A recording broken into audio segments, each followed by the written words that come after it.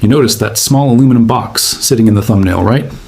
Maybe $50 in parts, maybe even less if you salvage materials from old projects lying around your garage.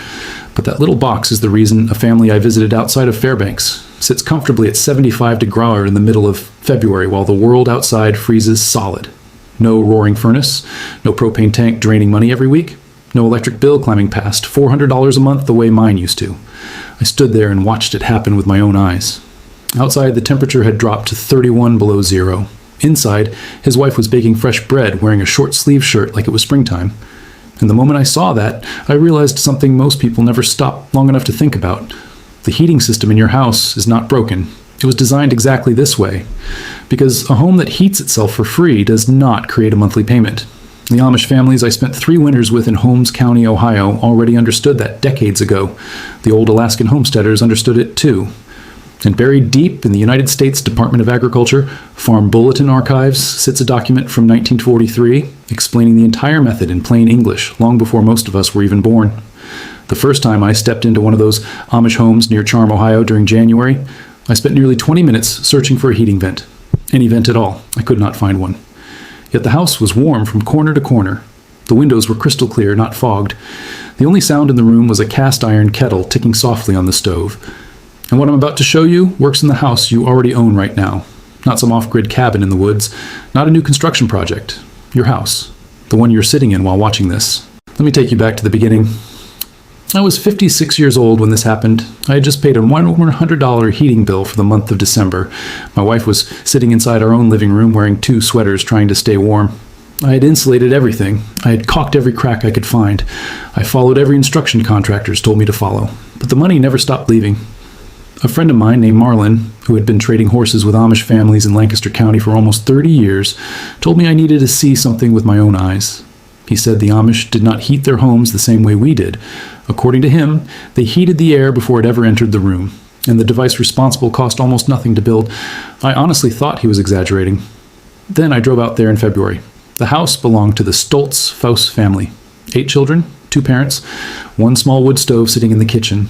That was the only visible source of heat in the entire place. Every other room, including the upstairs bedrooms, stayed between 73 to 76 degrees. I checked it myself because I did not trust my senses. On the south-facing wall of the house was a flat black panel roughly 4 ft tall and 6 ft wide.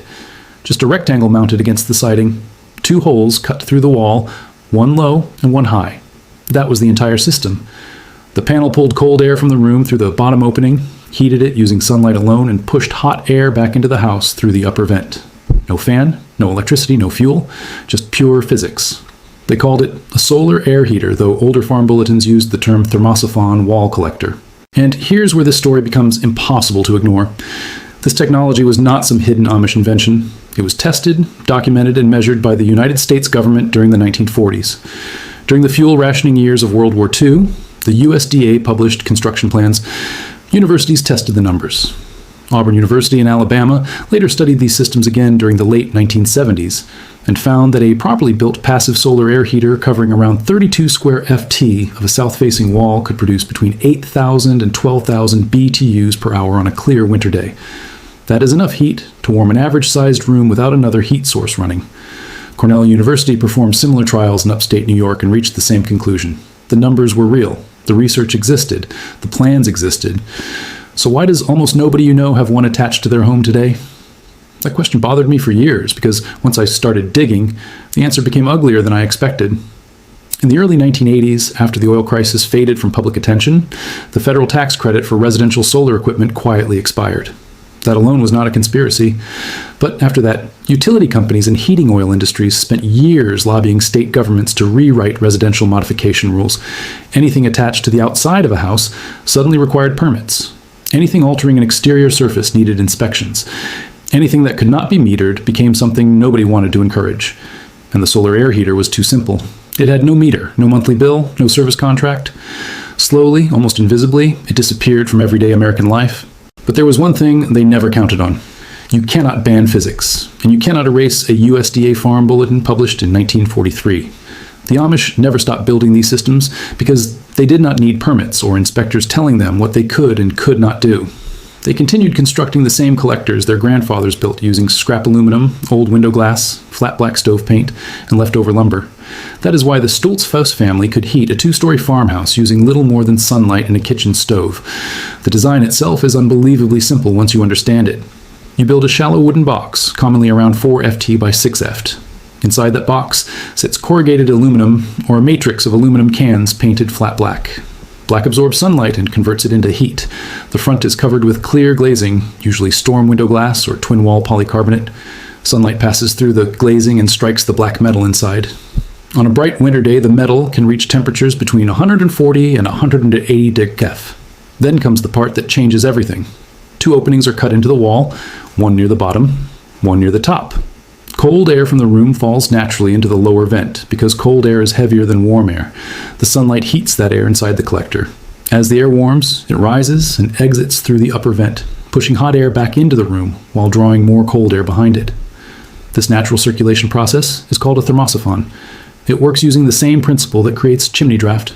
No electricity required, no moving parts, no fuel costs. A family in Sandpoint, Idaho, shared their experience online years ago after building one of these systems for only $47 using an old patio door and discarded beer cans.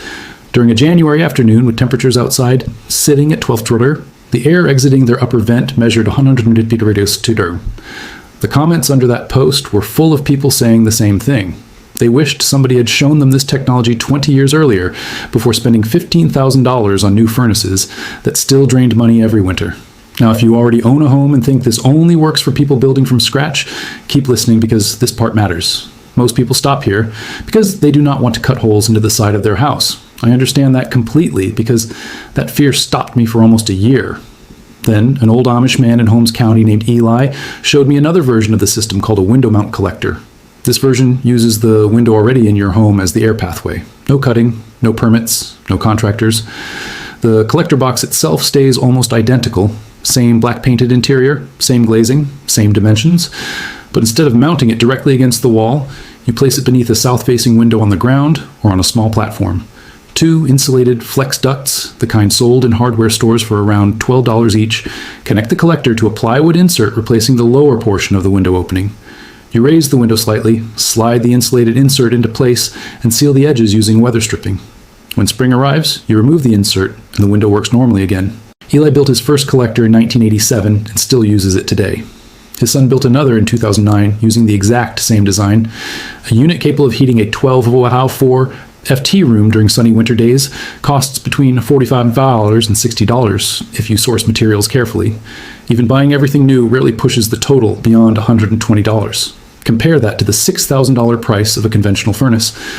Ohio State University Extension Services actually published guides on these window mount collectors in 1981 during the final major push to educate homeowners about passive solar heating. Those guides quietly vanished around 1996, though archived copies still exist if you know where to look. And the numbers inside those documents match perfectly with everything Eli explained to me over coffee at his kitchen table. But I promised you something bigger at the beginning of this story. I promised you a forgotten technique almost nobody discussing solar heaters online ever mentions. Here it is. The biggest weakness of any solar air heater is obvious. It only works while the sun is shining. Once the sun disappears, the heat production stops. In northern winters, those nighttime hours are long and brutal. From around 4 in the afternoon until 9 the next morning, you're on your own. The Amish solved that problem decades ago using something almost nobody talks about anymore. The answer is called a thermal mass floor stack. I found the original reference inside a 1953 Alaska Agricultural Experiment Station bulletin written by researcher Alan Mick while studying how rural homes in the Medusa Valley stayed warm during subarctic winters with almost no fuel. Here's what they did. Directly in front of the vent, where hot air enters the room, they stacked ordinary red clay bricks. No mortar, no construction. Just dry stacked bricks roughly 18 in tall, 2 feet long, and 1 FT deep, usually between 60 to 80 bricks total.